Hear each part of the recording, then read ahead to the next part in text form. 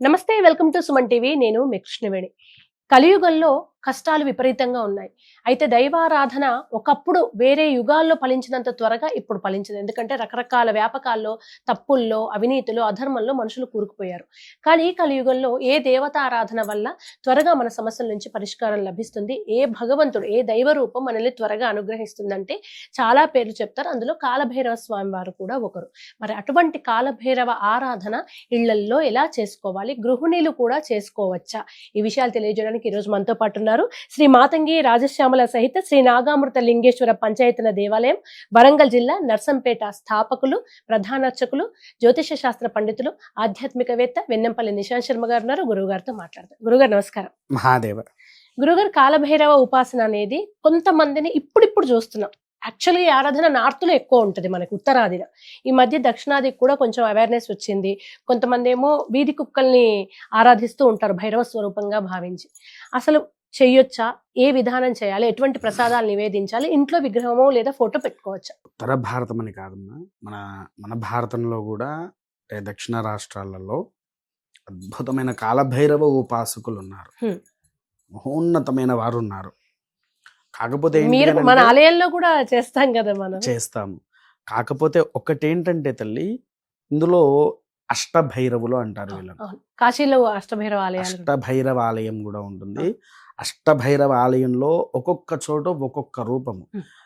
ముఖ్యంగా చెప్పాలి అంటే నిజం, వీధి కుక్కలకు నిజంగానే చేస్తాం. మేమేం చేస్తామంటే తల్లి, నా ఇంట్లో నాకు ఇదివరకు రాట్ వీలర్, జర్మన్ షెపర్డ్ వంటివి ఉండేది. ఎప్పుడైతే దేవాలయం కట్టానో అవి తీసేసాం నేను. ప్రతి కార్తీక అమావాస్య రోజు వీళ్ళకు ప్రధానంగా ఆచరించవలసిన రోజుల్లో మనం అందరం ఏమనుకుంటాము, అష్టమి వచ్చింది, వాళ్ళ కాలభైరవ అష్టమి అని ఆయనకు అష్టమి రోజున చేస్తూ ఉంటాము. కానీ కాలభైరవ అష్టమితో పాటు కార్తీక మాసంలో వచ్చే అమావాస్య ఏదైతే ఉంటుందో ఆ రోజు నిజంగా ఒక ప్రక్రియ అయితే చెయ్యాలి. అందులో ఉండేటువంటిది ఏంటిది, ముఖ్యంగా ఊరు కుక్కలు అని అనుకున్నాం కదా, ఆ ఊరి కుక్కలు అన్ని కుక్కలు పనిచేయవు, నల్ల కుక్క మాత్రమే పనిచేస్తుంది. తర్వాత ఒకవేళ మీ ఊర్లో కాలభైరవ విగ్రహం ఉంటే ఒక చిన్న మట్టి ప్రమిద తీసుకోవాలి. ఆ మట్టి ప్రమిదలో బయట దొరికే మందు పాత్రలు, అక్కడ మందు కెమికల్తో తయారు చేసిన మందు పోస్తారు, అవి కాదు అసలు ఆయనకి ఇవ్వాల్సింది. స్వచ్ఛమైన నాటు ఇప్పసారా, దీన్ని సురాపానము అని అంటారు. అసలైతే సురాపానం. మనం ఇప్పుడు చండీ హవనం చేసిన, గణపతి హవనం చేసిన, ఏ హవనాన్ని ఆచరించినా ఇప్ప పువ్వు వేస్తాము. ఎందుకోసం వేస్తాము తల్లి? ఎందుకనంటే ఆ ఇప్ప పువ్వు వారికి మత్తిస్తుంది. ఆ ఇప్ప పువ్వుతో వాళ్ళు ఇదంతా తయారు చేసుకొని పూర్వము ఆ మన సురాపానము సేవించుకునేటువంటి వారు. సురాపానం అంటే మళ్ళీ అందరూ ఇంకోటి, కొంతమంది ఏమనుకుంటారంటే అందరూ తాగే కళ్ళు అనుకుంటారు. అవును అవును, అది కాదు. అసలు ఇప్ప పువ్వులతో తయారైనటువంటి పానీయాన్ని వారు స్వీకరించేవారు. ఆ ఇప్ప పువ్వుని సారాగా తయారు చేసి, నాటు సారా ఏదైతే ఉందో అది అక్కడ పెట్టేసి దాంట్లో పోసేసి నైవేద్యం అన్న పెట్టాలి. లేదా నైవేద్యం పెట్టినప్పుడు మళ్ళీ అది మనం స్వీకరించడానికి అయితే లేదు. రెండవది ఏం చేయాలి, ఇది పూర్తిగా ఆయన కర్పించాలి. ఈ సురాపానం పూర్తిగా ఆయన కర్పించాలి. ఏం చేస్తామంటే దాని మీద నిప్పు వెలిగించాలి. అంటుకుంటుందా? బ్రహ్మాండంగా. ఓహో, మీరు ఎప్పుడు అవి చూడలేదా? నేను చూడలేదు గురుగారు. మన దేవాలయాల్లో జరిగే పూజ కొంతవరకు చూశాను నేను. ఆ ఇప్పసారాతో కూడా హారతి ఇవ్వాలి. అంటే దాన్ని హారతి అని అంటారు. హారతి ఇచ్చేస్తే ఆ నిప్పులో నుంచి, వాస్తవానికి మనకు నిప్పులు చాలా రకాలు ఉన్నాయి. నిప్పు దేవతల గురించి అందరికీ తెలిసిందేంటి, కేవలం అగ్నిదేవుడు. కానీ మనం ఇంట్లో దీపం వెలిగిస్తాం కదా, ఆ దీపకాంతిని ఏమని పిలుస్తాం? దీపదుర్గ, జ్యోతి. జ్యోతి అంటాం కదా. మరి ఈ జ్యోతి ఎవరు? దీపకాంతిని జ్యోతి అనుకుంటాం కదా మనం. శివుడి యొక్క త్రినేత్రంలో నుంచి పుట్టినటువంటి శివుడి యొక్క కుమార్తె. ఓహో. ఈమె ఆలయం మనకి ఎక్కడ ఉంది? హిమాచల్ ప్రదేశ్ లో జ్వాలాముఖి దేవి. అవునవును. ఆ జ్యోతి, ఆ దేవి ఎక్కడనే నివసించేది, ఆమె ఆలయం. అసలు ఆ శివుడికి మనకు తెలిసి ఎంతమంది కుమారులు ఉన్నారు, ఎంతమంది కుమార్తెలు ఉన్నారు? తెలిసిందే, సుబ్రహ్మణ్య స్వామి, గణపతి. గణపతి. కుమార్తెలు తెలియదు కదా. మరి అయ్యప్ప ఎక్కడికి పోతాడు? శివుడి యొక్క కుమారుడు అయ్యప్ప కూడా. అయ్యప్ప ఒకటి. కుమార్తెలు అశోక సుందరి ప్రధానంగా ఓకే. వనదేవత అని అంటారు ఆమెను. ఆ, దుర్గాదేవితో వన దుర్గాదేవితో పాటు వనాన్ని సంరక్షించే దేవత అంటే అడవిని సంరక్షించే దేవత, అడవి దేవతగా అశోక సుందరి. హ్మ్. రెండవది మానసా పుత్రిక. ఉమ్, ఇక ఇక్కడ ఎవరో అర్థమైపోయింది, ఎవరు? మనసదేవి. మానసాదేవి. మూడోది తన త్రినేత్రంలో నుంచి ఉద్భవించింది జ్యోతి. వీళ్ళందరికంటే ముందు పార్వతీదేవిన అసలు సుబ్రహ్మణ్యమును గణపతి మేము పుట్టము అన్నారు. ఎందుకో తెలుసా? తెలియదా? పార్వతీదేవి సతీదేవి ఉన్నటువంటి సమయంలో వీళ్ళిద్దరికో సంతానం కలిగింది. ఉమ్, మీరు శివనామాలు చదివినప్పుడు అంధకాసురసూధన గణమః వచ్చిందా? అవును. అంధకాసురుని చంపిన వ్యక్తి అన్నట్టుగా చూపించారు. కానీ ఆ అంధకాసురుడు జన్మించింది శివుడి యొక్క సతీదేవి గర్భంలో. అందుకోసమే వాడు మహారాక్షసుడయ్యాడు అని చెప్పేసేసని అంధకాసురుడికి పరమేశ్వరుడికి భీకర యుద్ధం జరిగింది. ఓకే. ఆ భీకర యుద్ధంలో స్వామివారికి వచ్చినటువంటి చెమటల్లో నుంచి పుట్టిందే మనకు రుద్రాక్ష.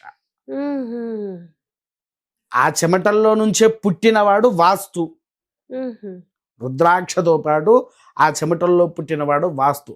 వీడు మహాజ్ఞానివేత్తగా మారాడు. అందుకోసం ఆయన బ్రహ్మకుమారుడిగా ఆయన స్వీకరించి ఆయనకు వాస్తుని అధిపతిగా చేసి పెట్టారు. అందుకోసం ఇల్లు చూడాలంటే ఒక వాస్తు అనేది ఉండాలి. ఖచ్చితంగా ఉండాలి అని. ఈ స్థితిగతుల్లో ఏంటి అని అంటే కాలభైరవుడిలో హ్మ్. ప్రధానంగా ఆకర్షణ యుక్తం కావాలి, ఉమ్, ధనపరంగా నేను ఎదగాలి అనే వారికి ఈ అష్టభైరవుల్లో ఉండేవాడు ఒక్కడే. ఆ ఒక్కడెవరు?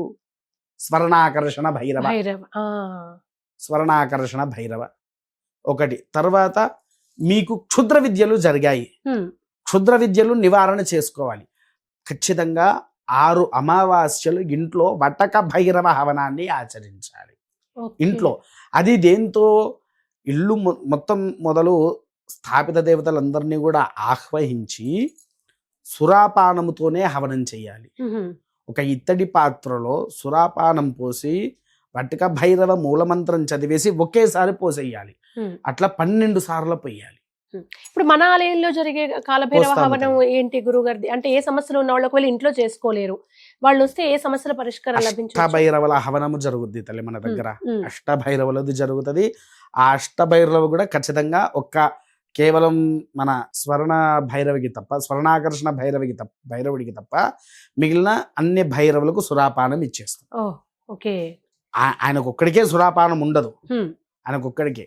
ఇంకొకటి ఏంటి అని అంటే తల్లి, దీంట్లో మనం ఊర్లో ఉండేటువంటిది కాలభైరవుడు ముందు నుంచి ఉన్నది. అసలు ఈ కాలభైరవ ఎవడు? గ్రామ రక్షకుడు. ఆయన పేరే గ్రామ రక్షకుడు. కానీ ఇప్పుడు ఎక్కువ ప్రతి ఊర్లో మనకి ఇక్కడ ఉండవు కదా, చాలా అరుదుగా కనిపిస్తూ ఉంటాయి ఆలయాలు కూడా. ఎందుకనంటే కొంతమందికి తెలియక. ఇప్పుడు అంతెందుకు తల్లి, మనం కాశీకి పోయి వచ్చాము.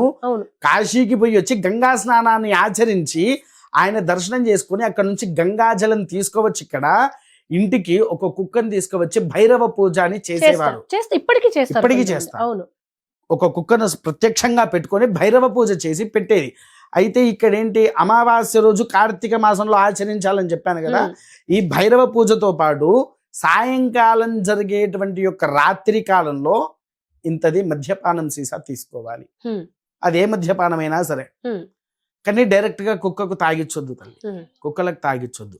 వేప వృక్షంలో గ్రామ దేవతలు, గ్రామ రక్షకులు, వీరభద్రుడు అందరూ వేప చెట్టులోనే కొలువై ఉంటారు. అందుకోసమే మన భారతదేశంలో వేప చెట్టుని పవిత్ర దేవతగా, పవిత్ర వృక్షంగా భావిస్తాము. ఆ యొక్క సురాపానం ఏదైతే ఉందో అది ఆ వేప చెట్టుకి పోసేయాలి. పోసేసి 3 చపాతీలు తయారు చేయాలి. తయారు చేసి ఎక్కడ నల్ల కుక్క ఉంటే ఆ నల్ల కుక్కలకు పెట్టేసేయాలి. నల్ల కుక్కలకు పెట్టిన తర్వాత ఆ శక్తి మన ఇంటికి ఒక రక్షగా మారిపోతుంది. ఏమవుతుంది, ఈ నల్ల కుక్కలో అష్టభైరవులు కొలువై ఉంటారు. ఒకవేళ ఇదంతా చేయలేని వాళ్ళు నిత్య ఆరాధనగా ఇంట్లో ఎలా అయితే మామూలు పూజ చేసుకుంటామో అలా భైరవుని ఫోటో పెట్టుకొని పూజ చేసుకోవచ్చా? అలా ఉండదు తల్లి. భైరవుడి ఫోటో మామూలుగా పెట్టుకోవచ్చు, పూజాధికారం ఉండదు. కానీ భైరవ దీపం వెలిగించుకోవచ్చు. అదెలా? ప్రతి అమావాస్యకు కూష్పాండం ఉంటుంది. దాని మధ్యలో, కూష్పాండం అంటే గుమ్మడికాయ, దాని మధ్యలో కట్ చేసి లోపల ఉండే గుజ్జు మొత్తం తీసేయాలి, ఎంత వస్తే అంత తీసేయాలి గుజ్జులను. తీసేసి దాని నిండా ఎంత నువ్వుల నూనె పడుతుందో అంత నువ్వుల నూనె పొయ్యాలి. మనం గణపతి నవరాత్రులు వచ్చినా, దుర్గాదేవి నవరాత్రులు వచ్చినా అఖండ వత్తి అని చెప్పి తీసుకొని వస్తాం. ఆ వత్తి వేసి మన ఇంటి ద్వారం ఉంటది కదా, ముఖద్వారం బయట గడప అవతల ఇటొకటి పెట్టేసి వెలిగించి పెట్టాలి. అది కూడా ఏ సమయంలో పెట్టాలి? రాత్రి 10:30 తర్వాతనే. ఆ దీపం ఒక్కసారి మనం వెలిగించామా ఇంట్లోకి ఎవరు రాకూడదు, ఎవరు బయటికి వెళ్ళకూడదు. ఇది అమావాస్య రోజు చేయాలి. అమావాస్య రోజు దీని పేరే కాలభైరవ దీపము అని అంటారు తల్లి. ఈ దీపం వెలిగిస్తే వారు పూజ చేసినా చేయకపోయినా, ఎందుకనంటే చిన్న విషయం చెప్తా. ఇప్పుడు వీరు పూజ చేయడం మొదలు పెట్టారు ఇంట్లో. కొంతమంది అయితే ఇంటికి తాళాలు వేసుకొని ఊరెళ్ళిపోతారు. మామూలుగా అయితే ఇంటికి ఒకరు ఉండాలి, ఎందుకంటే దేవుడి దగ్గర నిత్య దీపారాధన చేయడానికి కోసం ఉండాలి. కాకపోతే కొంతమంది అవి పాటించరు, అన్యులు ఎవరు కూడా పాటించరు. అందుకోసం వారు కేవలం ఈ యొక్క దీపం వెలిగించుకుంటే సరిపోతుంది. ఆరాధన చేసేవాడు ఖచ్చితంగా అమావాస్యకు ఎటువంటి ఊరు వెళ్ళకూడదు, ఊరు పొలిమేరలు దాటి వెళ్ళకూడదు. అందుకోసమే పని చేయదని చెప్పింది. ఖచ్చితంగా ఆ కూష్మాండ దీపం పెట్టుకుంటే భైరవుడి యొక్క మహానుగ్రహాన్ని వీళ్ళు పొందుతారు. ధన్యవాదాలు గురువు గారు. మహాదేవ.